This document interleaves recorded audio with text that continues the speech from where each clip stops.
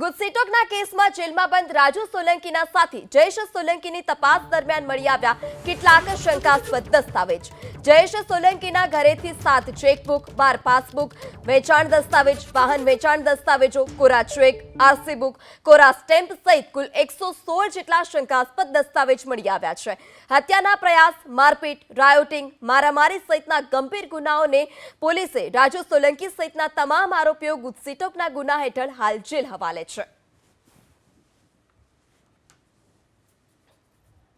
આરોપીને સાથે રાખી તેના ભોગવટાવાળું જે મકાન છે ત્યાં એ ડિવિઝન પીઆઈ શ્રી વિજય સાવજનાઓ મારફત મકાનની ઝડપી કરાવતા આ આરોપીના ભોગવટાવાળા મકાનમાંથી કુલ 116 શંકાસ્પદ દસ્તાવેજ સાહિત્ય મળવા પામેલ છે।